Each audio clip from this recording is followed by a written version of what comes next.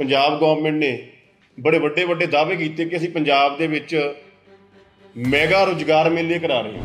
उन्होंने मैगा रोजगार मेलियां दे विच पंजाब सरकार ने यह दावा किया सी कि रिनाउंड कंपनियां इन्हां मेलियां दे विच आ रही ने। रिनाउंड कंपनियां आके 2.5 लाख नौकरियां पंजाब दे विच दे रही हैं कि किवें पंजाब दे विच बेरोजगारां नूं नौकरी तां की देनी, सगों कागजां दे विच बेरोजगारां नूं जाली अंकड़े तैयार करके खत्म किया जा रहा। बेरोजगारी नूं कागजां दे विच जाली अंकड़े तैयार करके खत्म किया जा रहा। नवे मुख मंत्री बने ने सरदार चरणजीत सिंह चन्नी जी। उन्होंने मुख मंत्री बनते सार ही ये दावा किया कि मैं आम आदमी का मुख मंत्री है। सानू आस हुई सी भी चन्नी साहब कहते हैं कि मैं आम आदमी का मुख मंत्री है। शायद जिहड़ी आ बेरोजगारां दे जख्मां दे उपर नमक छिड़कण वाली जालसाजी है वो हुण शायद बंद हो जाए। पहली गल तां पहलां तो ही जिहड़ा रोजगार वाला महकमा सीगा एम्पलॉयमेंट जनरेशन डिपार्टमेंट उहदे मंत्री चन्नी साहब सीगे। महकमा चन्नी साहब दे कोल है, पर मुख मंत्री बनने तो बाद भी जिहड़ी आ जालसाजी है वो बंद नहीं हुई। जिथे पंजाब दे किसी पढ़े लिखे नौजवान नूं किसी ग्रैजुएट नूं कोई नौकरी मिल सके और सरकारां दा काम हुंदा कि रोजगार के नवे मौके पैदा करने। इन्हां 2.5 लाख नौकरियां दे विच एक भी ऐसा कोई रोजगार नहीं दस्सिया गया सी जिहदा कि पंजाब सरकार कह सके कि असीं आ रोजगार पंजाब दे विच पैदा कीता। जिवें कि तुहानूं पता कि पिछले दिनी पंजाब गवर्नमेंट ने बड़े वड्डे वड्डे दावे कीते कि असीं पंजाब दे विच मैगा रोजगार मेले करा रहे हैं। तो वो मैगा रोजगार मेले जिहड़े पंजाब दे ਵੱਖ-ਵੱਖ ਜ਼ਿਲ੍ਹਿਆਂ ਦੇ ਵਿੱਚ ਕਈ ਥਾਵਾਂ ਤੇ कराए गए।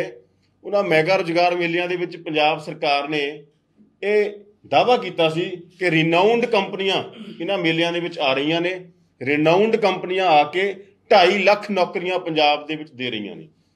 ਪਹਿਲਾਂ ਵੀ ਅਸੀਂ ਤੁਹਾਡੇ ਸਾਹਮਣੇ ਇਹ ਖੁਲਾਸਾ ਕਰ ਚੁੱਕੇ ਹਾਂ ਤੱਥਾਂ ਦੇ ਨਾਲ ਕਿ ਕਿਵੇਂ ਪੰਜਾਬ ਦੇ ਵਿੱਚ बेरोजगारां नूं नौकरी तां की देनी, सगों कागजां दे विच बेरोजगारां नूं जाली अंकड़े तैयार करके खत्म किया जा रहा। बेरोजगारी नूं कागजां दे विच जाली अंकड़े तैयार करके खत्म किया जा रहा। तो हुण पंजाब दे विच जिवें कि नवे मुख मंत्री बने ने सरदार चरणजीत सिंह चन्नी जी। उन्होंने मुख मंत्री बनते सार ही ये दावा किया कि मैं आम आदमी का मुख मंत्री है। सानू आस हुई सी भी चन्नी साहब कहते हैं कि मैं आम आदमी का मुख मंत्री है। शायद जिहड़ी आ बेरोजगारां दे जख्मां दे उपर नमक छिड़कण वाली जालसाजी है वो हुण शायद बंद हो जाए। पर होया की, पहली गल तां पहलां तो ही जिहड़ा रोजगार वाला महकमा सीगा एम्पलॉयमेंट जनरेशन डिपार्टमेंट उहदे मंत्री चन्नी साहब सीगे। महकमा चन्नी साहब दे कोल है, पर मुख मंत्री बनने तो बाद भी जिहड़ी आ जालसाजी है वो बंद नहीं हुई। क्योंकि कल चन्नी साहब ने इन्हां रोजगार मेलियां दे जिहड़े अपॉइंटमेंट लैटर वो कपूरथला दे विच ये अपॉइंटमेंट लैटर बेरोजगारां नूं वंडे ते इन्हां रोजगार मेलियां दे विच जिहड़ियां 2.5 लाख नौकरियां क्लेम कीतियां पंजाब सरकार ने, चन्नी साहब दे महकमे ने। उन्हां 2.5 लाख नौकरियां दा सच की है वो अज तुहाडे सामने रखण लगे हैं। ये जिहड़ियां 2.5 लाख नौकरियां दी लिस्ट है वो घर घर रोजगार की वैबसाइट के उपर अवेलेबल सी डिस्ट्रिक्ट वाइज। और इन्हां नौकरियां दे विच एक भी ऐसा रोजगार का मौका नहीं सी जिथे पंजाब के किसी पढ़े लिखे नौजवान नूं किसी ग्रैजुएट नूं कोई नौकरी मिल सके और सरकारां दा काम हुंदा कि रोजगार के नवे मौके पैदा करने। इन्हां 2.5 लाख नौकरियां दे विच एक भी ऐसा कोई रोजगार नहीं दस्सिया गया सी जिहदा कि पंजाब सरकार कह सके कि असीं आ रोजगार पंजाब दे विच पैदा कीता। सगों सिर्फ जाली अंकड़े तैयार करके पंजाब दे विच 2.5 लाख नौकरियां देण दे दावे नूं सच करन दी साबित करन दी कोशिश की गई। इन्हां 2.5 लाख नौकरियां दे विच की सीगा, 2.5 लाख दे विचों 30,000 तां इंश्योरेंस एजेंट ते करीब 50,000 सेल्समैन। हुण ना तां इंश्योरेंस एजेंट लगण लई किसी LIC दे विच किसी प्राइवेट कंपनी दे विच सरकार की सिफारिश की लोड़ है, ना सेल्समैन लगण दे लई जिहड़े तुसीं हर्बल किसी कंपनी दी दवाइयां बेचणियां उहदे लई किसी कैप्टन साहब की किसी चन्नी जी की सिफारिश की लोड़ नहीं है। वो टारगेट पूरे करो, कंपनियां अपने आप लभदियां घुमदियां ने। सो 50,000 सेल्समैन सीगे, उहदे विच 5,000 डिलीवरी बॉय। ਉਹਦੇ ਵਿੱਚ ਜਿਹੜੇ ਆ ਪਿੰਡਾਂ ਦੇ ਵਿੱਚ ਕਾਮਨ ਸਰਵਿਸ ਸੈਂਟਰ ਖੁੱਲ੍ਹਦੇ ਆ ਕਿ ਕਿਸੇ ਨੇ ਵੀ ਆਪਣਾ ਕਨੈਕਸ਼ਨ ਲੈ ਕੇ ਬੈਠਣਾ ਲੋਕਾਂ ਦੇ ਫਾਰਮ ਭਰਨ ਲਈ। ਉਹਦੀਆਂ ਕਰੀਬ 5,000 ਇਹਨਾਂ ਨੇ ਰੁਜ਼ਗਾਰ ਦੇ ਮੌਕੇ ਸ਼ੋ ਕੀਤੇ ਹੋਏ ਸੀਗੇ। ਡਾਟਾ ਐਂਟਰੀ ਆਪਰੇਟਰ ਉਹਦੇ 'ਚ 5,000 ਸੀਗੇ। ਟੈਲੀ ਕਾਲਰ ਉਹਦੇ 'ਚ 6,000 ਸੀਗੇ। ਸਿਕਿਉਰਿਟੀ ਗਾਰਡ ਉਹਦੇ 'ਚ 9,000 ਸੀਗੇ। Fitter, welder, electrician, painter, packer ਇਹ ਉਹਦੇ 'ਚ 10,000 ਸੀਗੇ। ਔਰ ਵੱਡੀ ਗੱਲ ਇਹ ਹੈ कि ਜਿਹੜੀਆਂ ਨੌਕਰੀਆਂ ਉਹਦੇ ਲਿਖੀਆਂ ਹੋਈਆਂ ਸੀਗੀਆਂ DC ਰੇਟ ਤੋਂ ਘੱਟ, ਮਿਨੀਮਮ ਵੇਜਸ ਤੋਂ ਵੀ ਘੱਟ 6-6 7-7 ਹਜ਼ਾਰ ਤਨਖਾਹ ਤੇ ਉਹਨਾਂ ਨੇ ਨੌਕਰੀਆਂ ਜਿਹੜੀਆਂ ਉਹਦੇ 'ਚ ਦੇਣ ਦਾ ਦਾਅਵਾ ਕੀਤਾ ਸੀ।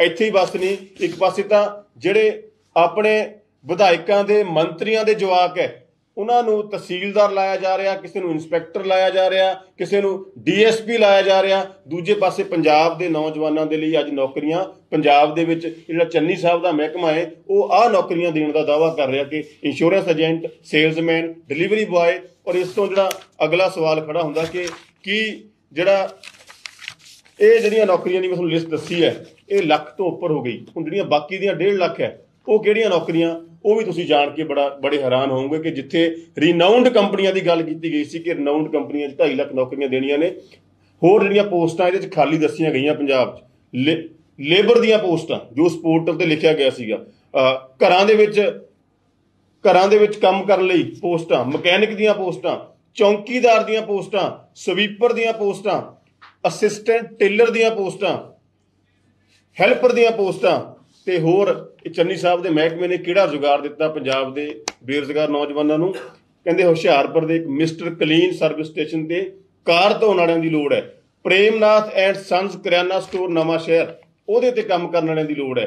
ਤੇ ਇਸ ਤੋਂ ਵੀ ਅੱਗੇ ਚਲੀਏ, ਮੈਂ ਕਹਿੰਦਾ ਮੁੱਖ ਮੰਤਰੀ ਸਾਹਿਬ ਆਪ ਆਮ ਨਹੀਂ ਬਣੇ, ਉਹਨਾਂ ਨੇ ਜਿਹੜਾ ਉਹਨਾਂ ਦਾ ਮਹਿਕਮਾ ਹੈ ਉਹਨਾਂ ਨੇ ਸਮਝ ਲਿਆ ਕਿ ਜਿਹੜੇ ਪੰਜਾਬ ਦੇ ਨੌਜਵਾਨ ਹੈ ਚਾਹੇ ਜਿੰਨੇ ਮਰਜ਼ੀ ਪੜ੍ਹੇ ਲਿਖੇ ਹੈ ਉਹ ਬਹੁਤ ਜ਼ਿਆਦਾ ਆਮ ਬਣੇ ਨੇ, ਉਹਨਾਂ ਨੂੰ ਕੋਈ ਵੱਡੇ ਰੁਜ਼ਗਾਰ ਦੀ ਲੋੜ ਹੀ ਨਹੀਂ ਹੈ। ਹੋਟਲ ਰਾਇਲ ਪਲਾਜ਼ਾ ਹੁਸ਼ਿਆਰਪੁਰ ਇਹਦੇ ਵਿੱਚ ਚੰਨੀ ਸਾਹਿਬ ਦਾ ਮਹਿਕਮਾ ਕਹਿੰਦਾ ਕਿ ਵੇਟਰਾਂ ਦੀ ਲੋੜ ਹੈ, ਚਪੜਾਸੀ ਦੀ ਲੋੜ ਹੈ। ਹੋਟਲ ਤਾਜ ਰਜੈਂਸੀ ਕਪੂਰਥਲਾ ਉਹਦੇ 'ਚ ਵੇਟਰਾਂ ਦੀ ਲੋੜ ਹੈ। ਇਹ ਘਰ ਘਰ ਰੁਜ਼ਗਾਰ ਦੇ ਜਿਹਨਾਂ ਦੇ ਮਹਿਕਮੇ ਦੀ ਵੈਬਸਾਈਟ ਦੇ ਉੱਪਰ ਪਾਇਆ ਗਿਆ ਸੀ ਉਹ ਹੈ ਕਿ ਆਹ ਰੁਜ਼ਗਾਰ ਸਾਡੇ ਪੰਜਾਬ ਦੇ ਨੌਜਵਾਨਾਂ ਲਈ ਆਫਰ ਕਰ ਰਹੇ ਨੇ। Prabhjot boutique, Onkar boutique, Madhu boutique, Bhui boutique, Sahil boutique, Kitty boutique, Angrez boutique Kapurthala ਇਹਦੇ ਵਿੱਚ ਕਹਿੰਦੇ ਨੌਕਰੀਆਂ ਇਹਨਾਂ ਨੇ ਕੱਢੀਆਂ ਹੋਈਆਂ। ਤੇ ਕਪੂਰਥਲਾ ਦੀ ਇੱਕ ਹੱਟੀ ਹੈ ਕੁਲਥਮ ਦੀ ਹੱਟੀ ਕਪੂਰਥਲਾ, ਜਿਹੜਾ ਗੌਰ ਨਾਲ ਸੁਣ ਲਿਓ ਉਸ ਨੌਕਰੀ ਕਿਹੜੀ ਦੀ ਲੋੜ ਹੈ ਜਿਹੜੀ ਚੰਨੀ ਸਾਹਿਬ ਦਾ ਮਹਿਕਮਾ ਕਹਿ ਰਿਹਾ। ਕੁਲਥਮ ਦੀ ਹੱਟੀ ਦੇ ਵਿੱਚ ਝਾੜੂ ਲਾਉਣ ਵਾਲਿਆਂ ਦੀ ਲੋੜ ਹੈ, ਕੁਲਥਮ ਦੀ ਹੱਟੀ ਦੇ ਵਿੱਚ ਝਾੜੂ ਲਾਉਣ ਵਾਲਿਆਂ ਦੀ ਲੋੜ ਹੈ। ਇਹ ਪੰਜਾਬ ਸਰਕਾਰ ਦੀ ਚੰਨੀ ਸਾਹਿਬ ਦੇ ਮਹਿਕਮੇ ਦੀ ਵੈਬਸਾਈਟ ਦੇ ਉੱਪਰ ਪੋਸਟ ਕੱਢੀ ਗਈ। ਤੇ ਬਨੀ ਕਲਾਥ ਹਾਊਸ ਕਪੂਰਥਲਾ ਦੇ ਵਿੱਚ ਹੈਲਪਰ ਦੀ ਲੋੜ ਹੈ।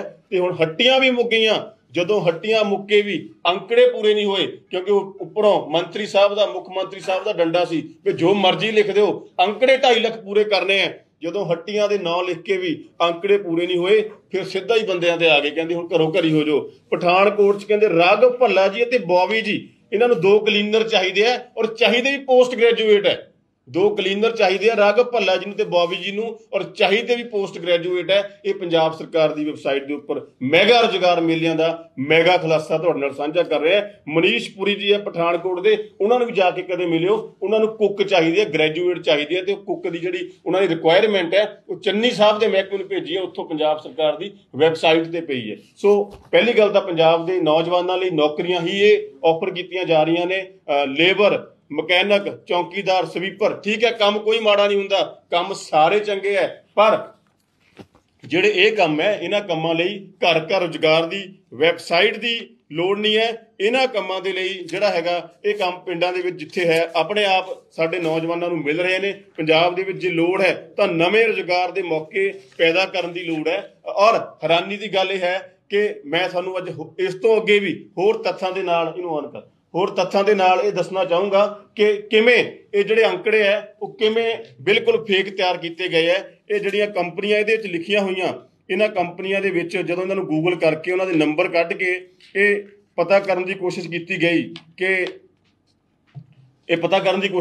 ਕਿ ਬਾਕੀ ਤੁਹਾਡੇ ਵਿੱਚ ਕੋਈ ਨੌਕਰੀਆਂ ਦੀ ਲੋੜ ਹੈ ਜਾਂ ਨਹੀਂ, ਤਾਂ ਉਹ ਜਾਣ ਕੇ ਹੈਰਾਨ ਹੋਏ ਕਈ ਤਾਂ ਕਿ ਯਾਰ ਸਾਡੀਆਂ ਤਾਂ ਕੋਵਿਡ ਦਾ ਦੌਰ ਹੈ, ਸਾਡੀ ਤਾਂ ਦੁਕਾਨਦਾਰੀ ਆਪਣੀ ਬੰਦ ਹੋਣ ਨੂੰ ਫਿਰਦੀ ਹੈ ਤੇ ਤੁਹਾਨੂੰ ਕਿਹਨੇ ਕਹਿਤਾ ਸਾਡੇ ਕੋਲ ਨੌਕਰੀਆਂ ਦੀ ਲੋੜ ਹੈ। ਇੱਕ MT ਆਟੋਕ੍ਰਾਫਟ ਇਹ ਰੋਹਤਕ ਦੇ ਵਿੱਚ ਹੈ ਤੇ ਹਿਮਾਚਲ ਦੇ ਵਿੱਚ ਹੈ, ਇਹਨਾਂ ਦਾ ਨਾਮ ਲਿਖਿਆ ਹੋਇਆ ਕਿ ਇਹਦੇ ਵਿੱਚ ਸੈਂਕੜੇ ਨੌਕਰੀਆਂ ਦੀ ਲੋੜ ਹੈ।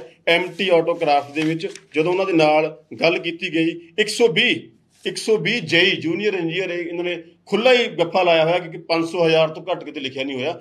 MT ਆਟੋਕ੍ਰਾਫਟ ਰੋਹਤਕ ਤੇ ਪਰਮਾਣੂ ਇਹਦੇ ਵਿੱਚ ਨਾਲ ਲਿਖਿਆ ਹੋਇਆ ਸੀਗਾ ਕਿ 120 ਜੂਨੀਅਰ ਇੰਜੀਨੀਅਰ ਚਾਹੀਦੇ ਨੇ। ਸੋ MT ਆਟੋਕ੍ਰਾਫਟ ਵਾਲਿਆਂ ਦੇ ਨਾਲ ਜੋ ਸਾਡੀ ਗੱਲ ਹੋਈ ਹੈ ਉਹ ਤੁਸੀਂ ਆਪ ਸੁਣੋ। ਹੈਲੋ ये सर एमटी ऑटोक्राफ्ट से बोल रहे हैं? हाँ जी बोल रहा हूँ। मैं रोपड़ से बोल रहा हूँ, रोपड़ पंजाब से। हाँ जी सर आपकी ऐड थी कि आपके पास 125 के करीब 110-15 वैकेंसीज है। वैकेंसी है हमारे पास, किसने आपको बोल दिया? सर आप एमटी ऑटोक्राफ्ट रोहतक परमाणु में दोनों जगह है आपका जी। नहीं तो ऐड कहाँ हमने दिया? आपने ऐड कहाँ देख लिया? सर ये पंजाब गवर्नमेंट के पोर्टल पे है। नहीं सर, वो सब अपने मन से किसी ने डाल दिया होगा, हमारे यहाँ तो वैकेंसी नहीं है। सर उन्होंने लिख रखा है कि एमटी ऑटोक्राफ्ट में जूनियर टेक्नीशियन की आईटीआई वालों की एक 35 वैकेंसी है, 35 और है, एक 30 और है। नहीं सर, कोई वैकेंसी नहीं। ये उन्होंने फेक डाल रखे जी। हाँ किसी ने डाल दिया होगा हमारे कंपनी का नाम। सर ऐसा तो नहीं, उन्होंने 110-15 डाली है तो 5-10 तो होगी आपके पास ही। नहीं अभी हमारे कचहरी में हमारी हालत खराब है। वो कह रहे साडी ਤਾਂ ਆਪਣੀ ਹਾਲਤ ਖਰਾਬ ਹੈ। ਇੱਕ ਜੈ ਸ਼੍ਰੀ ਪੋਲੀਮਰਸ ਪੂਨੇ, ਜੈ ਸ਼੍ਰੀ ਪੋਲੀਮਰਸ ਪੂਨੇ, ਇਹਨਾਂ ਦਾ ਘੱਟੋ ਘੱਟ ਇਹਨਾਂ ਨੇ ਅਲੱਗ-ਅਲੱਗ ਕਰਕੇ 200 ਕਰਕੇ ਮੈਨੂੰ ਲੱਗਦਾ 1000 ਤੋਂ ਜ਼ਿਆਦਾ ਪਾਇਆ ਹੋਇਆ ਕਿ ਇੱਥੇ 1000 ਤੋਂ ਜ਼ਿਆਦਾ ਮੈਨੇਜਮੈਂਟ ਟ੍ਰੇਨੀਜ਼ ਦੀ ਲੋੜ ਹੈ। ਪਹਿਲੀ ਗੱਲ ਤਾਂ ਟ੍ਰੇਨਿੰਗ ਕਿਹੜੀ ਜੌਬ ਹੋਈ, ਪਰ ਇਹਨਾਂ ਨੇ ਅੰਕੜੇ ਪੂਰੇ ਕਰ ਲਏ। ਪਰ ਜਦੋਂ ਸਾਡੀ ਜੈ ਸ਼੍ਰੀ ਪੋਲੀਮਰ ਦੇ ਨਾਲ ਗੱਲ ਹੋਈ ਉਹ ਵੀ ਤੁਸੀਂ ਸਿੱਧੀ ਸੁਣ ਲਓ। Good evening sir. Good evening. जय श्री पॉलीमर पुणे से बोल रहे हैं ना? जी बोल रहा हूँ, बोलिए। सर ऐसा है कि जय श्री पॉलीमर में पता चला था कि 400 वैकेंसीज हैं ग्रेजुएट्स के लिए। किसने बोला आपको? किसका नंबर दिया मेरा? सर आपका नंबर तो मैंने आपकी जो आपका लैंडलाइन नंबर है वहां से लिया है। जो वैकेंसीज है वो एक यहाँ पर ना पंजाब गवर्नमेंट का वेबसाइट है घर घर रोजगार, तो उस पे डाला हुआ है कि जय श्री पॉलीमर पुणे में मैनेजमेंट ट्रेनी की जो है मैकेनिकल की 400 वैकेंसीज हैं।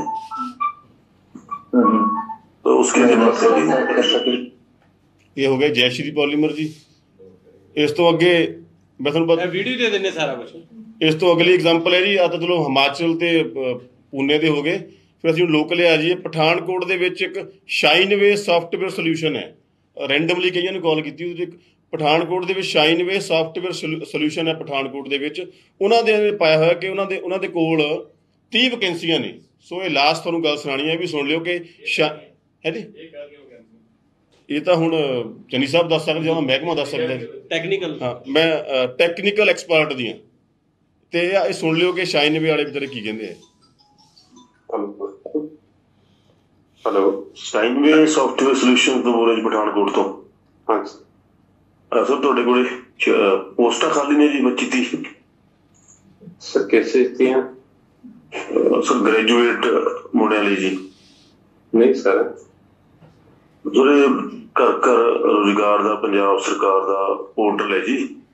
नहीं सर, साडे को तो कोई पोस्ट नहीं, साडा तो छोटा जिहा इंस्टीट्यूट है। सर शाइनवे सॉफ्टवेयर सॉल्यूशन को होर भी है जी पठानकोट ਚ? कोई भी नहीं सर, सिर्फ साडा है। ਸਰ ਇਹ ਘਰ ਘਰ ਰੁਜ਼ਗਾਰ ਦੇ ਪੋਰਟਲ ਤੇ ਪਾਇਆ ਹੋਇਆ ਕਿ ਸ਼ਾਈਨਵੇ ਸੌਫਟਵੇਅਰ ਸੋਲਿਊਸ਼ਨ ਦੇ ਵਿੱਚ 30 ਪੋਸਟਾਂ ਖਾਲੀ ਹੈ ਟੈਕਨੀਕਲ ਐਕਸਪਰਟ ਦੀਆਂ। ਮੈਨੂੰ ਦੱਸੋ ਕਿ ਇਹ ਕਿਸ ਜਗ੍ਹਾ ਤੇ ਪਾਇਆ ਹੋਇਆ ਵਾ? ਘਰ ਘਰ ਰੁਜ਼ਗਾਰ ਦਾ ਪੋਰਟਲ ਹੈ ਜੀ ਪੰਜਾਬ ਗਵਰਨਮੈਂਟ ਦਾ। ਅੱਛਾ ਜੀ, ਇਹ ਕੋਈ ਗੱਲ ਨਹੀਂ, ਇਹਨਾਂ ਨੂੰ ਸਰਕਾਰ ਤੇ ਸਾਡੇ ਸਿਰ ਤੇ ਕਮਾਈ ਕਰੇਗੀ ਹੁਣ। ਵੀ 30 ਪੋਸਟਾਂ ਖਾਲੀ ਹੈ, ਗ੍ਰੈਜੂਏਟ ਚਾਹੀਦੇ ਆ ਕਹਿੰਦੇ, ਤੇ ਉਹਨਾਂ ਦੀ 7500 ਰੁਪਏ ਤੁਸੀਂ ਤਨਖਾਹ ਦਿਓਗੇ। ਨਹੀਂ ਸਰ, ਇਹ ਕਿਹੜੀ ਵੈਬਸਾਈਟ ਤੇ ਸ਼ੋ ਹੋ ਰਿਹਾ? ਹਾਂਜੀ ਹਾਂਜੀ ਹਾਂਜੀ। ਕੋਈ ਨਹੀਂ ਸਰ, ਮੈਂ ਹੁਣ ਚੈੱਕ ਕਰਦਾ। ਇੱਕ ਵਾਰ ਚੈੱਕ ਕਰਕੇ ਮੈਨੂੰ ਕਰੋਗੇ ਜੀ? ਸਾਨੂੰ ਤੇ ਸਰਕਾਰ ਕੁਝ ਨਹੀਂ ਦੇ ਰਹੀ, ਤੇ ਸਾਥੋਂ ਕੀ ਲੈਣਾ? ਪ੍ਰਾਈਵੇਟ ਸੈਂਟਰ ਤੋਂ ਕੀ ਲੈਣਾ? ਛੋਟੇ ਜਿਹੇ ਸੈਂਟਰ। ਸਰ ਸ਼ਾਈਨਵੇ ਸੌਫਟਵੇਅਰ ਹੋਰ ਤਾਂ ਨਹੀਂ ਹੈ ਪਠਾਨਕੋਟ ਚ? ਨਹੀਂ ਸਰ, ਕੋਈ ਵੀ ਨਹੀਂ ਹੈਗੀ ਇਸ ਨਾਮ ਦੀ ਫਿਰਮ, ਨਹੀਂ ਹੈਗੀ ਆਪਣੇ ਤੇ ਇੰਡੀਆ ਦੇ ਵਿੱਚ ਨਹੀਂ ਰਜਿਸਟਰਡ ਕੋਈ ਇਸ ਨਾਮ ਤੇ ਹੈਗੀ ਫਿਰਮ। ਹੋਰ ਤੁਸੀਂ ਇੱਕ ਵਾਰ ਮੈਨੂੰ ਚੈੱਕ ਕਰਕੇ ਪਲੀਜ਼ ਮੈਨੂੰ ਕਾਲ ਕਰੋ। ਆ ਸ਼ਾਈਨਵੇ ਸੌਫਟਵੇਅਰ ਵਾਲਿਆਂ ਨਾਲ ਅੱਜ ਵੀ ਮੇਰੀ ਰਸਤੇ ਜਾਂਦਿਆਂ ਦੀ ਗੱਲ ਹੋਈ। ਉਹ ਕਹਿੰਦੇ ਭਾਈ ਸਾਹਿਬ ਸਾਡਾ ਤਾਂ ਇੱਕ ਸੈਂਟਰ ਹੈ, ਤੇ ਸਾਡੇ ਸੈਂਟਰ 'ਚ 30 ਅਸੀਂ ਮੁਲਾਜ਼ਮ ਤਾਂ ਕੀ ਰੱਖਣੇ, ਸਾਡੇ ਕੋਲ ਤਾਂ ਇੰਨੀ ਕੁ ਜਗ੍ਹਾ ਕਿ ਸਾਡੇ ਕੋਲ 30 ਸਟੂਡੈਂਟ ਨਹੀਂ ਬੈਠ ਸਕਦੇ, ਅਸੀਂ 2-3 ਜਾਣੇ ਆਪਣਾ ਰਲ ਕੇ ਸੈਂਟਰ ਚਲਾਉਂਦੇ ਹਾਂ। ਸੋ ਆਹ ਤੁਹਾਡੇ ਸਾਹਮਣੇ ਅਸੀਂ ਅੱਜ ਸਬੂਤ ਸੋ ਆਹ ਅਸੀਂ ਤੁਹਾਡੇ ਸਾਹਮਣੇ, ਉਹ ਤਾਂ ਉਹਨੇ ਪਹਿਲੇ ਆਪਣੀ ਆਡੀਓ 'ਚ ਕਹਿ ਦਿੱਤਾ ਕਿ ਸਾਨੂੰ ਸਰਕਾਰ ਕੁਛ ਨਹੀਂ ਦੇ ਰਹੀ। ਆਹ ਤੁਹਾਡੇ ਸਾਹਮਣੇ ਸਾਰੇ ਸਬੂਤ ਰੱਖੇ ਨੇ ਕਿ ਕਿਵੇਂ ਪੰਜਾਬ ਦੇ ਨੌਜਵਾਨਾਂ ਨੂੰ ਰੁਜ਼ਗਾਰ ਤਾਂ ਕੀ ਦੇਣਾ, ਉਲਟਾ ਜਾਲੀ ਅੰਕੜੇ ਤਿਆਰ ਕਰਕੇ ਉਹਨਾਂ ਦੇ ਜ਼ਖਮਾਂ ਦੇ ਉੱਪਰ ਨਮਕ ਪਾਉਣ ਦਾ ਕੰਮ ਜਿਹੜਾ ਚੰਨੀ ਸਾਹਿਬ ਦਾ ਮਹਿਕਮਾ ਕਰ ਰਿਹਾ। ਸੋ ਚੰਨੀ ਸਾਹਿਬ ਮੁੱਖ ਮੰਤਰੀ ਬਣੇ ਨੇ, ਸਾਡੇ ਸਤਿਕਾਰਯੋਗ ਨੇ। ਅਸੀਂ ਚੰਨੀ ਸਾਹਿਬ ਨੂੰ ਇਹ ਬੇਨਤੀ ਕਰਦੇ ਹਾਂ ਕਿ ਤੁਹਾਡੀ ਸਰਕਾਰ ਦਾ, ਤੁਹਾਡੇ ਮਹਿਕਮੇ ਦਾ ਜੋ 16 ਲੱਖ ਨੌਕਰੀਆਂ ਦਾ ਦਾਅਵਾ ਹੈ, ਉਹ ਪਹਿਲਾਂ ਵੀ ਅਸੀਂ ਮੀਡੀਆ ਦੇ ਰਾਹੀਂ ਐਕਸਪੋਜ਼ ਕਰ ਚੁੱਕੇ ਆ ਔਰ ਸਰਕਾਰ ਦਾ ਕੋਈ ਜਵਾਬ ਨਹੀਂ ਆਇਆ। ਸਗੋਂ ਸਰਕਾਰ ਦੇ ਕੁਝ ਨੁਮਾਇੰਦਿਆਂ ਨੇ ਮੰਨਿਆ ਡਿਬੇਟਾਂ ਦੇ ਉੱਪਰ ਕਿ ਹਾਂ ਇਹ ਅੰਕੜੇ ਗਲਤ ਹੈ। ਹੁਣ ਚੰਨੀ ਸਾਹਿਬ, ਜੇਕਰ ਤੁਸੀਂ ਵਾਕਈ ਕੋਈ ਨਵੀਂ ਸ਼ੁਰੂਆਤ ਕਰਨੀ ਚਾਹੁੰਦੇ ਆ, ਤੁਸੀਂ ਵਾਕਈ ਦੁੱਧ ਦਾ ਦੁੱਧ ਪਾਣੀ ਦਾ ਪਾਣੀ ਕਰਨਾ ਚਾਹੁੰਦੇ ਆ, ਤਾਂ ਪਹਿਲੀ ਗੱਲ ਤਾਂ ਇੱਕ ਲਿਸਟ ਜਾਰੀ ਕਰੋ ਜਿਨ੍ਹਾਂ ਨੂੰ ਐਕਚੁਅਲ ਦੇ ਵਿੱਚ ਤੁਸੀਂ ਨੌਕਰੀ ਮਿਲੀ ਹੈ। ਜੇ ਐਕਚੁਅਲ 2.5 ਲੱਖ ਨੌਕਰੀ ਮਿਲੀ ਹੈ ਤਾਂ ਜਿਵੇਂ ਆਪਣੀ ਵੈਬਸਾਈਟ ਦੇ ਉੱਪਰ ਪੋਸਟਾਂ ਪਾਈਆਂ, ਉਵੇਂ ਆਪਣੀ ਵੈਬਸਾਈਟ ਦੇ ਉੱਪਰ ਉਹਨਾਂ ਦੇ ਨਾਮ ਪਾ ਦਿਓ, ਐਡਰੈਸ ਪਾ ਦਿਓ ਕਿ ਆਹ ਭਾਗਾਂ ਵਾਲੇ ਨੇ ਜਿਨ੍ਹਾਂ ਨੂੰ ਪੰਜਾਬ 'ਚ 2.5 ਲੱਖ ਨੌਕਰੀ ਸਤੰਬਰ ਦੇ ਮਹੀਨੇ 'ਚ ਮੈਗਾ ਰੁਜ਼ਗਾਰ ਮੇਲਿਆਂ 'ਚ ਮਿਲੀ ਹੈ। ਅਸੀਂ ਦਫ਼ਤਰਾਂ ਜਾ ਕੇ, ਮੈਂ ਬਾਰ-ਬਾਰ ਰੋਪੜ ਦੇ ਦਫ਼ਤਰ 'ਚ ਬੇਨਤੀ ਕੀਤੀ ਕਿ ਤੁਸੀਂ ਰੋਜ਼ ਖਬਰ ਲਵਾਉਂਦੇ ਆ 800 ਨੌਕਰੀ ਮਿਲ ਗਈ, 1000 ਮਿਲ ਗਈ। ਜਿਹੜੇ ਬੇਰੁਜ਼ਗਾਰ ਮੁੰਡੇ ਉਹ ਸਾਡੇ ਕੋਲੇ ਆਉਂਦੇ ਕਿ ਸਾਨੂੰ ਵੀ ਦਵਾਓ, ਕਿ ਤੁਸੀਂ ਦੱਸ ਤਾਂ ਦਿਓ ਕਿਹਨੂੰ ਨੌਕਰੀ ਦਿੱਤੀ ਹੈ। ਉਹ ਕਹਿੰਦੇ ਹਾਲੇ ਸਾਡੇ ਕੋਲ ਕੋਈ ਲਿਸਟ ਨਹੀਂ ਬਣੀ। ਲਿਸਟ ਬਣ ਰਹੀ ਹੈ, ਲਿਸਟ ਨਹੀਂ ਬਣੀ, ਪਰ ਪ੍ਰੈਸ ਨੋਟ ਬਣ ਗਿਆ ਕਿ 2.5 ਲੱਖ ਨੌਕਰੀਆਂ ਪੰਜਾਬ 'ਚ ਮਿਲ ਗਈਆਂ। ਸੋ ਚੰਨੀ ਸਾਹਿਬ, ਜੇ ਵਾਕਈ ਤੁਹਾਡੇ ਮਹਿਕਮੇ ਨੇ ਉਹ ਇਦਾਂ ਦੀਆਂ ਨੌਕਰੀਆਂ ਦਿੱਤੀਆਂ ਨੇ, ਅਸੀਂ ਐਪਰੀਸ਼ੀਏਟ ਕਰਾਂਗੇ, ਅਸੀਂ ਸਿਫਤ ਕਰਾਂਗੇ, ਤੁਹਾਡਾ ਧੰਨਵਾਦ ਵੀ ਕਰਾਂਗੇ। ਤਾਂ ਉਹਨਾਂ ਨੌਕਰੀਆਂ ਲੈਣ ਵਾਲਿਆਂ ਦੀ ਜਿਹੜੀ ਲਿਸਟ ਹੈ ਉਹ ਆਪਣੀ ਵੈਬਸਾਈਟ ਤੇ ਪਾ ਦਿਓ। ਨਹੀਂ ਤਾਂ ਜਿਹੜੀ ਆ ਜਾਲਸਾਰੀ ਤੁਹਾਡੇ ਮਹਿਕਮੇ ਦੇ ਵਿੱਚ ਚੱਲ ਰਹੀ ਹੈ, ਜੇ ਤੁਸੀਂ ਮੁੱਖ ਮੰਤਰੀ ਬਣਨ ਤੋਂ ਬਾਅਦ ਕੋਈ ਚੰਗੀ ਸ਼ੁਰੂਆਤ, ਨਵੀਂ ਸ਼ੁਰੂਆਤ ਕਰਨੀ ਚਾਹੁੰਦੇ ਆ, ਤਾਂ ਜਿਨ੍ਹਾਂ ਨੇ ਵੀ ਇਹ ਜਾਲੀ ਅੰਕੜੇ ਤਿਆਰ ਕੀਤੇ ਹੈ ਉਹਨਾਂ ਦੇ ਖਿਲਾਫ ਕਾਰਵਾਈ ਕਰੋ ਔਰ ਅਸਲੀਅਤ ਪੰਜਾਬ ਦੇ ਸਾਹਮਣੇ ਲੈ ਕੇ ਆਓ ਕਿ ਤੁਹਾਡੇ ਕੋਲ ਕਿੰਨੀਆਂ ਨੌਕਰੀਆਂ ਲੋਕਾਂ ਨੂੰ, ਨੌਜਵਾਨਾਂ ਨੂੰ, ਬੇਰੁਜ਼ਗਾਰਾਂ ਨੂੰ ਦੇਣ ਲਈ ਹੈ, ਕਿੰਨੀਆਂ ਨਹੀਂ ਹੈ। ਔਰ ਇਹ ਸਿਰਫ ਜਾਲੀ ਅੰਕੜਿਆਂ ਦੇ ਨਾਲ ਫਾਈਲਾਂ ਦਾ ਢਿੱਡ ਭਰਨ ਦੀ ਕੋਸ਼ਿਸ਼ ਨਾ ਕਰੋ। ਔਰ ਜਿਹੜੀ ਆਪਣੀ ਰੁਜ਼ਗਾਰ ਦੀ ਪਾਲਿਸੀ ਹੈ ਕਿ ਕਿਵੇਂ ਤੁਸੀਂ ਰੁਜ਼ਗਾਰ ਦੇ ਸਾਧਨ ਪੈਦਾ ਕਰਨਾ ਚਾਹੁੰਦੇ ਆ, ਕਿਵੇਂ ਰੁਜ਼ਗਾਰ ਦੇ ਸਾਧਨ ਤੁਸੀਂ ਪੈਦਾ ਕਰ ਰਹੇ ਹੋ, ਉਹ ਵੀ ਪੰਜਾਬ ਦੇ ਨੌਜਵਾਨਾਂ ਦੇ ਨਾਲ ਸਾਂਝੇ ਕਰੋ, ਆਪਣੀ ਵੈਬਸਾਈਟ ਤੇ ਪਾਓ। ਕਿਉਂਕਿ ਜਿਹੜੀ ਤੁਹਾਡੀ ਨੌਕਰੀਆਂ ਦੀ ਲਿਸਟ ਹੈ, ਜਿੰਨੇ ਪੰਜਾਬ 'ਚ ਮਾਫੀਏ ਚੱਲਦੇ, ਜਿੰਨੇ ਪੰਜਾਬ ਦੇ ਆਮਦਨ ਦੇ ਸਾਧਨ ਹੈ, ਉਹਨਾਂ ਸਾਰੇ ਖੇਤਰਾਂ ਦਾ ਤਾਂ ਇਹਦੇ ਕੋਈ ਜ਼ਿਕਰ ਨਹੀਂ ਹੈ। ਨਾ ਇਹਦੇ 'ਚ ਕੋਈ ਟਰਾਂਸਪੋਰਟ ਦਾ ਜ਼ਿਕਰ ਹੈ, ਨਾ ਇਹਦੇ 'ਚ ਕੋਈ ਮਾਈਨਿੰਗ ਦਾ ਜ਼ਿਕਰ ਹੈ, ਨਾ ਇਹਦੇ 'ਚ ਕੋਈ ਸ਼ਰਾਬ ਦਾ ਜ਼ਿਕਰ ਹੈ, ਨਾ ਇਹਦੇ 'ਚ ਕੋਈ ਹੋਰ ਜ਼ਿਕਰ ਹੈ। ਜਿੱਥੋਂ ਤੁਹਾਡੇ ਸਿੱਧੂ ਸਾਹਿਬ ਵੀ ਕਹਿੰਦੇ ਆ ਕਿ ਤੁਹਾਡੇ ਪ੍ਰਧਾਨ ਵੀ ਕਹਿੰਦੇ ਆ ਕਿ ਇੱਥੋਂ ਆਹ ਖੇਤਰਾਂ ਦੇ ਵਿੱਚੋਂ ਪੰਜਾਬ 'ਚ ਰੁਜ਼ਗਾਰ ਦੇ ਮੌਕੇ ਪੈਦਾ ਹੋ ਸਕਦੇ ਆ, ਉਹਨਾਂ ਦਾ ਇਹਦੇ ਜ਼ਿਕਰ ਕੋਈ ਨਹੀਂ ਹੈ। ਉਹਨਾਂ ਦੇ ਵਿੱਚ ਇੱਕ ਵੀ ਨੌਕਰੀ ਕਿਉਂ ਨਹੀਂ ਮਿਲੀ? ਕਿਉਂਕਿ ਤੁਹਾਡੀ ਨੌਕਰੀ ਦੇਣ ਦੀ ਤੁਹਾਡੀ ਸਰਕਾਰ ਦੀ ਕੋਈ ਨੀਅਤ ਨਹੀਂ ਹੈ। ਤੁਹਾਡੀ ਜਿਹੜੀ ਨੀਅਤ ਹੈ ਉਹ ਸਿਰਫ ਤੇ ਸਿਰਫ ਜਿਹੜਾ ਹੈਗਾ ਸਿਰਫ ਤੇ ਸਿਰਫ ਜਾਲੀ ਅੰਕੜੇ ਤਿਆਰ ਕਰਕੇ ਆਪਣੇ ਪੰਜਾਬ 'ਚ ਫਲੈਕਸ ਬੋਰਡ ਲਗਾਉਣ ਦੀ ਤੁਹਾਡੀ ਪਲਾਨ ਹੈ ਕਿ ਅਸੀਂ 16 ਲੱਖ ਨੌਕਰੀਆਂ ਦੇ ਦਿੱਤੀਆਂ, ਅਸੀਂ 20 ਲੱਖ ਨੌਕਰੀਆਂ ਦੇ ਦਿੱਤੀਆਂ। ਉਹ ਜਿਹੜੇ ਵਿਚਾਰੇ ਇੱਕ ਸਾਲ ਤੋਂ ਜਿਹੜੇ ਵਿਚਾਰੇ ਧਰਨਿਆਂ ਦੇ ਉੱਪਰ ਬੈਠੇ ਹੈ, ਮੇਰੀ ਅੱਜ ਵੀ ਗੱਲ ਹੋ ਗਈ, ਉਹਨਾਂ ਨੂੰ 267 ਦਿਨ ਹੋ ਗਏ। ਵਿਜੇ ਇੰਦਰ ਸਿੰਗਲਾ ਜੀ ਦੀ ਕੋਠੀ ਦੇ ਬਾਹਰ ਬੈਠਿਆਂ ਨੂੰ 267 ਦਿਨ ਹੋ ਗਏ। ਉਹ ਪੰਜਾਬ ਦੇ ਜਿਹੜੇ ਪੜ੍ਹੇ ਲਿਖੇ ਨੌਜਵਾਨ ਹੈ, ਉਹ 267 ਦਿਨ ਤੋਂ ਉੱਥੇ ਭੁੱਖੇ ਪਿਆਸੇ ਬੈਠੇ ਹੈ, ਸੰਘਰਸ਼ ਕਰ ਰਹੇ ਹੈ।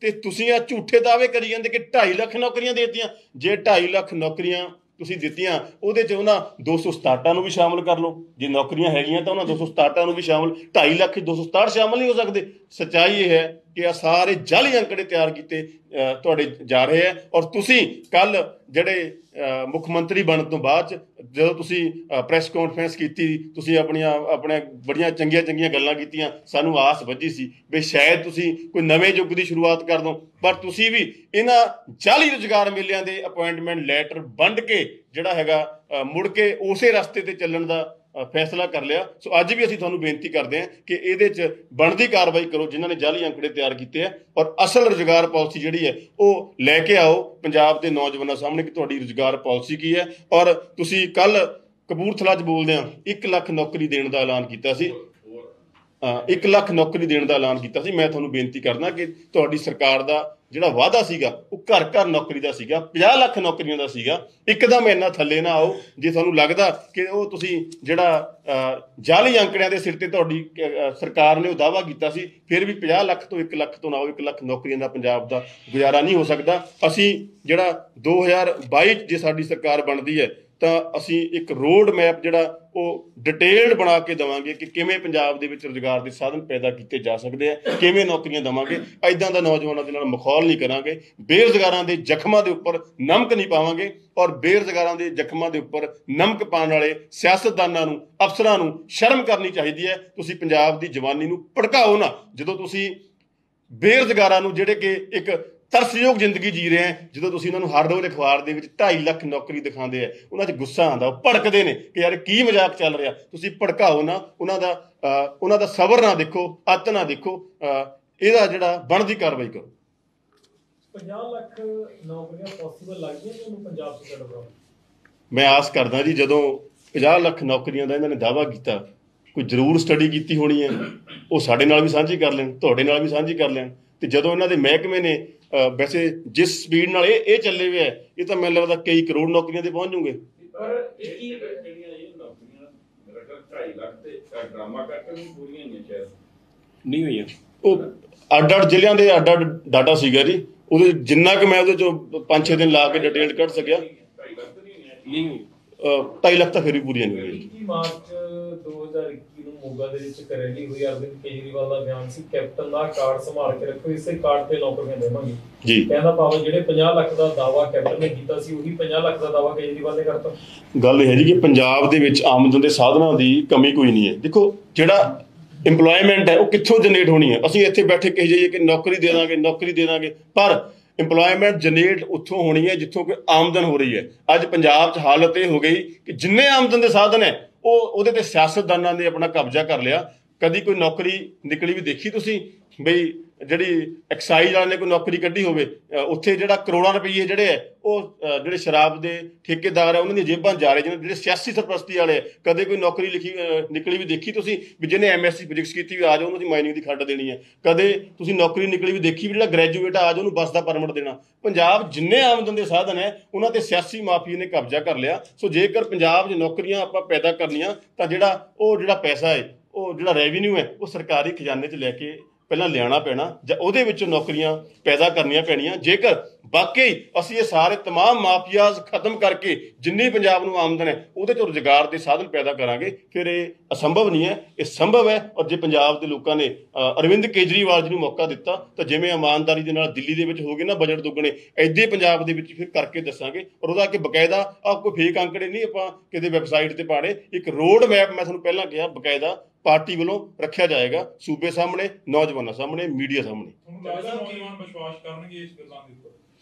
ਦੇਖੋ, ਨੌਜਵਾਨ ਜਿਹੜੇ ਆ ਉਹ ਗੱਪਾਂ ਤੇ ਵਿਸ਼ਵਾਸ ਅੱਜ ਦੀ ਤਰੀਕ 'ਚ ਪੰਜਾਬ ਦੇ ਵਿੱਚ ਕਿਸੇ ਸਿਆਸੀ ਪਾਰਟੀ ਨੇ, ਮੈਂ ਮੰਨਦਾ, ਗੱਪਾਂ ਤੇ ਵਿਸ਼ਵਾਸ ਨਹੀਂ ਕਰਨਗੇ, ਪਰ ਤੱਥਾਂ ਤੇ ਵਿਸ਼ਵਾਸ ਕਰਨਗੇ। ਜਿਹੜੀ ਗੱਲ ਮੈਂ ਕਹਿ ਰਿਹਾ ਉਹ ਤੱਥ ਹੈ, ਉਹ ਝੂਠ ਨਹੀਂ ਹੈ। ਤੁਸੀਂ ਦੱਸ ਦਿਓ ਕਿ ਅੱਜ ਹਜ਼ਾਰਾਂ ਪਰਮਿਟ ਜਿਹੜੇ ਬੱਸਾਂ ਦੇ ਇੱਕ ਲੀਡਰ ਕੋਲ ਹੈ ਨਹੀਂ। ਤੁਸੀਂ ਦੱਸ ਦਿਓ ਅੱਜ ਮਾਈਨਿੰਗ ਦੇ ਕਾਰੋਬਾਰ ਦੇ ਉੱਪਰ, ਸ਼ਰਾਬ ਦੇ ਕਾਰੋਬਾਰ ਦੇ ਉੱਪਰ, ਈਵਨ ਕਿ ਡੰਗਰਾਂ ਦੀਆਂ ਮੰਡੀਆਂ ਦੇ ਕਾਰੋਬਾਰ ਦੇ ਉੱਪਰ ਜਿੱਥੋਂ ਵੀ ਕੋਈ ਮਾੜੀ ਆਮਦਨ ਹੋ ਸਕਦੀ ਹੈ, ਕਿਆ ਉੱਥੇ ਸਿਆਸੀ ਮਾਫੀਆ ਕਾਬਜ਼ ਹੈ ਨਹੀਂ? ਕਿਆ ਉਹਨਾਂ ਦੇ ਉੱਪਰ ਪੰਜਾਬ ਦੇ ਇਹਨਾਂ ਧੰਦਿਆਂ ਦੇ ਉੱਪਰ ਪੰਜਾਬ ਦੇ ਨੌਜਵਾਨਾਂ ਦਾ ਹੱਕ ਨਹੀਂ ਹੈ? ਜੇਕਰ ਇਹ ਤੱਥ ਅਸੀਂ ਜਦੋਂ ਪੰਜਾਬ ਦੇ ਨੌਜਵਾਨਾਂ ਅੱਗੇ ਰੱਖਾਂਗੇ ਤਾਂ ਔਰ ਪੰਜਾਬ ਦੇ ਨੌਜਵਾਨਾਂ ਦੇ ਆਪਣੇ ਵਿਚਾਰ ਲਵਾਂਗੇ ਕਿ ਦੱਸੋ ਇਹ ਤੁਹਾਡੀ ਕੀ ਰਾਏ ਹੈ, ਕਿਵੇਂ ਨੌਕਰੀਆਂ ਪੈਦਾ ਕੀਤੀਆਂ ਜਾ ਸਕਦੀਆਂ, ਉਸ ਤੇ ਪੰਜਾਬ ਦੇ ਨੌਜਵਾਨ ਯਕੀਨ ਵੀ ਕਰਨਗੇ ਔਰ ਉਸ ਚੀਜ਼ ਨੂੰ ਸੱਚਾਈ ਦੇ ਵਿੱਚ ਬਦਲਣ ਦੇ ਲਈ ਪੰਜਾਬ ਦੇ ਵਿੱਚ ਨਵਾਂ ਬਦਲ ਲੈ ਕੇ ਆਉਣ ਦੇ ਲਈ ਦਿਨ ਰਾਤ ਇੱਕ ਵੀ ਕਰਨਗੇ। ਇਹਦਾ ਸਾਹਿਬ ਕੀ ਲੱਗਦਾ ਹੈਗਾ, ਪਹਿਲਾਂ ਜਿਹੜੇ ਮੁੱਦੇ ਸੀਗੇ ਉਹਨਾਂ ਦੇ ਬੜੀ ਨੁਕਤਾਚੀਨੀ ਹੋਈ ਸੀ ਕੈਪਟਨ ਅਮਰਿੰਦਰ ਜੀ, ਕਹਿੰਦੇ ਕਿ ਤੁਸੀਂ ਬੇਰੋਜ਼ਗਾਰੀ ਦੇ ਮੁੱਦੇ ਦੇ ਉੱਤੇ ਨਹੀਂ ਕੰਮ ਕਰਦੇ, ਬਿਜਲੀ ਦੇ ਟੀਕੇ ਦੇ ਉੱਤੇ ਮੁੱਦੇ ਨਹੀਂ ਕੰਮ ਨਹੀਂ ਕਰਦੇ।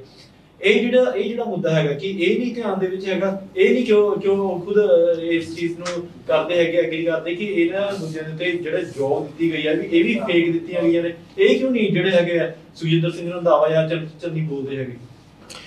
ਦੇਖੋ, ਕਿਉਂਕਿ ਉਹਨਾਂ ਦੀ ਕਿਸੇ ਦੀ ਨੀਅਤ ਨਹੀਂ ਹੈ। ਰਾਤੀ ਇੱਕ ਡਿਬੇਟ ਦੇ ਵਿੱਚ ਇਹਨਾਂ ਦੇ ਬੁਲਾਰੇ ਬੈਠੇ ਸੀ ਕਿ ਉਹ ਕਹਿੰਦੇ ਸਾਡੀ ਨਵੀਂ ਸਰਕਾਰ ਬਣੀ ਹੈ, ਸਾਨੂੰ ਮੌਕਾ ਦਿਓ।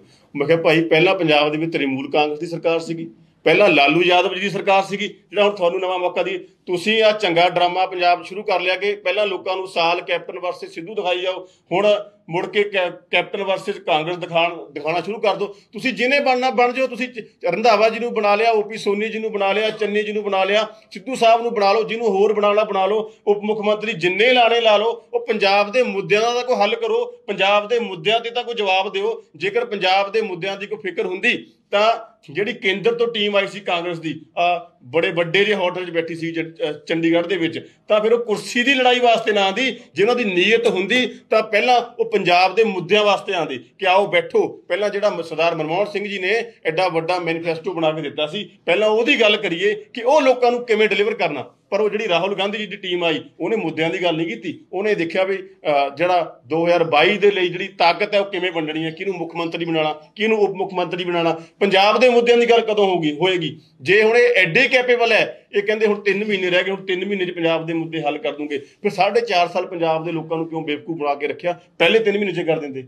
ਸੋ ਇਹਨਾਂ ਦਾ ਕੋਈ ਇਰਾਦਾ ਨਹੀਂ ਹੈ ਇਹ ਤਮਾਮ ਤਰ੍ਹਾਂ ਦੇ ਮਾਫੀਆਜ਼ ਖਤਮ ਕਰਨ ਦਾ, ਪੰਜਾਬ ਦੇ ਲੋਕਾਂ ਨੂੰ ਕੋਈ ਰਿਲੀਫ ਦੇਣ ਦਾ। ਜੇ ਕੋਈ ਇਰਾਦਾ ਹੁੰਦਾ ਤਾਂ ਹੁਣ ਤੱਕ ਹੱਲ ਹੋ ਜਾਂਦਾ। ਜੀ ਤੁਸੀਂ ਦਿੱਲੀ ਮਾਡਲ ਦੀ ਗੱਲ ਕੀਤੀ, ਦਿੱਲੀ ਦੇ ਵਿੱਚ ਅਰਵਿੰਦ ਕੇਜਰੀਵਾਲ ਦੀ ਸਰਕਾਰ ਨੇ ਪਿਛਲੇ 5 ਸਾਲਾਂ 'ਚ ਕਿੰਨੀਆਂ ਸਰਕਾਰੀ ਨੌਕਰੀਆਂ ਦਿੱਤੀਆਂ ਤੇ ਕਿੰਨੇ ਕੰਟਰੈਕਚੁਅਲ ਬੰਦੇ ਜਿਹੜੇ ਨੇ ਪੱਕੇ ਕੀਤੇ। ਵਿਰੋਧੀ ਲਗਾਤਾਰ ਇਲਜ਼ਾਮ ਲਗਾ ਰਹੇ ਕਿ ਤੁਸੀਂ ਆਪ ਤਾਂ ਦਿੱਲੀ ਦੇ ਵਿੱਚ ਪੱਕੇ ਕਰ ਨਹੀਂ ਦੇ। ਉੱਥੇ ਜਿਹੜੇ ਸਕੂਲ ਨੇ ਸਰਕਾਰੀ ਸਕੂਲਾਂ ਦੇ ਵਿੱਚ 3 ਸਰਕਾਰੀ ਟੀਚਰ ਪੱਕੇ ਨੇ, ਬਾਕੀ ਸਾਰੇ ਕੰਟਰੈਕਚੁਅਲ ਨੇ, ਉਹਨਾਂ ਨੂੰ ਤਾਂ ਤੁਸੀਂ ਪੱਕਾ ਕਰ ਨਹੀਂ ਰਹੇ। ਦੇਖੋ ਪਹਿਲੀ ਗੱਲ ਤਾਂ ਦਿੱਲੀ ਦੇ ਵਿੱਚ ਜਿਹੜੇ ਕੰਟਰੈਕਚੁਅਲ ਟੀਚਰ ਹੈ ਉਹ ਪੱਕੇ ਹੋਏ ਹੈ। ਅੰਕੜੇ, ਕਿਉਂਕਿ ਅੱਜ ਮੈਂ ਦਿੱਲੀ ਦੇ ਵਿਸ਼ੇ ਤੇ ਨਹੀਂ ਬੈਠਾ, ਅੰਕੜੇ ਮੈਂ ਉਹ ਚੱਕ ਕੇ ਨਹੀਂ ਲੈ ਕੇ ਆਇਆ, ਅਗਲੀ ਵਾਰ ਤੁਹਾਨੂੰ ਤੁਹਾਡੇ ਅੰਕੜੇ ਵੀ ਸਾਂਝੇ ਕਰ ਦਾਂਗੇ। ਔਰ ਦੂਜੀ ਗੱਲ ਇਹ ਹੈ ਕਿ ਦਿੱਲੀ ਨਾਲੇ ਪੰਜਾਬ ਦਾ ਅਸੀਂ ਜਦੋਂ ਅਸੀਂ ਕੰਪੈਰੀਜ਼ਨ ਕਰਦੇ ਹਾਂ ਨਾ, ਤਾਂ ਸਾਨੂੰ ਇਹ ਦੇਖ ਲੈਣਾ ਚਾਹੀਦਾ ਕਿ ਅੱਜ ਪੰਜਾਬ 'ਚ ਕਿਸ ਚੀਜ਼ ਦੀ ਲੋੜ ਹੈ, ਦਿੱਲੀ 'ਚ ਕਿਸ ਚੀਜ਼ ਦੀ ਲੋੜ ਹੈ। ਮੈਂ ਦੱਸ ਰਿਹਾ ਜੀ ਦਿੱਲੀ ਮਾਡਲ ਜਿਹੜਾ ਹੈਗਾ, ਦਿੱਲੀ ਮਾਡਲ ਕੀ ਹੈ? ਦਿੱਲੀ ਮਾਡਲ ਇਹੀ ਹੈ ਕਿ ਜਿਹੜਾ ਲੋਕਾਂ ਦਾ ਪੈਸਾ ਹੈ ਉਹ ਲੋਕਾਂ ਤੇ ਲਾਣਾ, ਕਲਿਆਣਕਾਰੀ ਰਾਜ ਦਾ ਦਿੱਲੀ ਮਾਡਲ ਹੈ। ਇਹੀ ਕਾਰਨ ਹੈ ਕਿ ਫਿਰ ਜਿਹੜਾ ਰਿਪੋਰਟ ਕਾਰਡ ਅਰਵਿੰਦ ਕੇਜਰੀਵਾਲ ਨੇ ਪੇਸ਼ ਕੀਤਾ ਸੀ ਉਹਦੇ ਵਿੱਚ ਰੋਜ਼ਗਾਰ ਦੀ ਚੀਜ਼ ਨਹੀਂ ਲਿਖੀ। ਨਹੀਂ ਤੁਸੀਂ ਇਹਨੂੰ ਗਲਤ ਪਾਸੇ ਨਹੀਂ ਲੈ ਕੇ ਜਾ ਸਕਦੇ। ਮੈਂ ਤੁਹਾਨੂੰ ਦੱਸ ਰਿਹਾ, ਮੇਰੀ ਗੱਲ ਪੂਰੀ ਸੁਣ ਲਓ। ਦਿੱਲੀ ਜਿਹੜਾ ਪਹਿਲੀ ਗੱਲ ਤਾਂ ਇਹ ਅਰਵਿੰਦ ਕੇਜਰੀਵਾਲ ਮਾਡਲ ਹੈ। ਦਿੱਲੀ ਤਾਂ ਇਸ ਸਾਡੇ ਮੁਲਕ ਦਾ ਹਿੱਸਾ। ਅਰਵਿੰਦ ਕੇਜਰੀਵਾਲ ਜੀ ਦਾ ਮਾਡਲ ਕੀ ਹੈ? ਅਰਵਿੰਦ ਕੇਜਰੀਵਾਲ ਪੋਲਿਟਿਕਸ ਕਿਹੜਾ ਮਾਡਲ ਲੈ ਕੇ ਆਇਆ? ਇਹੀ ਮਾਡਲ ਹੈ ਕਿ ਜਿਹੜਾ ਲੋਕਾਂ ਦਾ ਪੈਸਾ ਹੈ ਉਹ ਤਮਾਮ ਤਰ੍ਹਾਂ ਦੇ ਮਾਫੀਆ ਦੇ ਰਾਹੀਂ ਸਿਆਸੀ ਲੋਕਾਂ ਦੇ ਘਰਾਂ ਵੱਲ ਨੂੰ ਨਾ ਜਾਵੇ, ਉਹ VIP ਕਲਚਰ ਤੇ ਨਾ ਖਰਚ ਹੋਵੇ, ਲੋਕਾਂ ਦਾ ਪੈਸਾ ਲੋਕਾਂ ਤੇ ਖਰਚ ਹੋਵੇ, ਲੋਕਾਂ ਦੀਆਂ ਸਿਹਤ ਸਹੂਲਤਾਂ ਤੇ ਖਰਚ ਹੋਵੇ, ਲੋਕਾਂ ਦੀ ਪੜ੍ਹਾਈ ਤੇ ਖਰਚ ਹੋਵੇ, ਲੋਕਾਂ ਦੇ ਲਈ ਰੁਜ਼ਗਾਰ ਤੇ ਖਰਚ ਹੋਵੇ। ਜਦੋਂ ਰੁਜ਼ਗਾਰ ਦੀ ਗੱਲ ਆਉਂਦੀ ਹੈ ਉੱਥੇ ਸਾਨੂੰ ਇਹ ਚੀਜ਼ ਸਾਨੂੰ ਦੇਖ ਲੈਣੀ ਚਾਹੀਦੀ ਹੈ ਕਿ ਜਿਹੜੀ ਦਿੱਲੀ ਦੇ ਵਿੱਚ ਪਰ ਕੈਪੀਟਾ ਇਨਕਮ ਹੈ ਉਹ ਬਹੁਤ ਜ਼ਿਆਦਾ ਹੈ। ਪੰਜਾਬ ਦੇ ਵਿੱਚ ਬੇਰੁਜ਼ਗਾਰੀ ਕਰਕੇ, ਬੇਰੁਜ਼ਗਾਰੀ ਦਾ ਮੁੱਦਾ ਇਸ ਕਰਕੇ ਬਹੁਤ ਜ਼ਿਆਦਾ ਹੈ ਕਿਉਂਕਿ ਸਾਡੀ ਪ੍ਰਤੀ ਵਿਅਕਤੀ ਆਮਦਨ ਜਿਹੜੀ ਬਹੁਤ ਘੱਟ ਹੈ। ਔਰ ਉਹ ਘੱਟ ਇਸੇ ਕਰਕੇ ਕਿਉਂਕਿ ਅਰਵਿੰਦ ਕੇਜਰੀਵਾਲ ਜੀ ਦੇ ਮਾਡਲ ਦੇ ਮੁਤਾਬਕ ਲੋਕਾਂ ਦਾ ਪੈਸਾ ਲੋਕਾਂ ਤੇ ਨਹੀਂ ਖਰਚ ਹੋ ਰਿਹਾ। ਜਦੋਂ ਲੋਕਾਂ ਦਾ ਪੈਸਾ ਲੋਕਾਂ ਤੇ ਖਰਚ ਹੋਣਾ ਸ਼ੁਰੂ ਹੋ ਗਿਆ, ਰੁਜ਼ਗਾਰ ਦੇ ਸਾਧਨ ਵੀ ਪੈਦਾ ਹੋ ਜਾਣੇ ਹੈ ਔਰ ਪ੍ਰਤੀ ਵਿਅਕਤੀ ਆਮਦਨ ਜਿਹੜੀ ਹੈ ਉਹ ਵੀ ਜਿਹੜੀ ਉੱਥੇ ਹੀ ਪਹੁੰਚ ਜਾਣੀ ਹੈ ਨੈਸ਼ਨਲ ਐਵਰੇਜ ਦੇ ਬਰਾਬਰ ਜਾਂ ਦਿੱਲੀ ਦੇ ਬਰਾਬਰ। ਜਿੱਥੇ ਤੱਕ ਦਿੱਲੀ ਦੀ ਬੇਰੁਜ਼ਗਾਰੀ ਦੀ ਗੱਲ ਹੈ, ਮੈਨੂੰ ਅੱਜ ਤੱਕ ਦੱਸ ਦਿਓ ਕਿ ਦਿੱਲੀ ਦੇ ਵਿੱਚ ਜਿਵੇਂ ਪੰਜਾਬ ਦੇ ਵਿੱਚ ਹੁਣ ਸਾਲ ਤੋਂ ਧਰਨੇ ਲੱਗੇ ਬੈਠੇ ਹੈ, ਟੈਂਕੀਆਂ ਤੇ ਸਾਡੇ ਨੌਜਵਾਨ ਚੜੇ ਬੈਠੇ ਹੈ, ਨਹਿਰਾਂ ਦੇ ਵਿੱਚ ਛਾਲਾਂ ਮਾਰ ਰਹੇ ਆ ਵੀ ਰੋਜੀ ਰੋਟੀ ਦੇ ਦਿਓ। ਦਿੱਲੀ ਦੇ ਵਿੱਚ ਜੇ ਇਸ ਤਰ੍ਹਾਂ ਦੀ ਸਥਿਤੀ ਤੁਹਾਨੂੰ ਲੱਗਦੀ ਤਾਂ ਕਿਤੇ ਦੱਸ ਦਿਓ, ਕਿਉਂਕਿ ਉੱਥੇ ਜਿਹੜੇ ਰੁਜ਼ਗਾਰ ਦੇ ਸਾਧਨ ਹੈ, ਰੋਜੀ ਰੋਟੀ ਦੇ ਸਾਧਨ ਹੈ, ਦਿੱਲੀ ਦੇ ਨੌਜਵਾਨੀ ਕੋਲ, ਦਿੱਲੀ ਦੇ ਲੋਕਾਂ ਕੋਲ ਆਲਰੇਡੀ ਹੈਗੇ ਆ।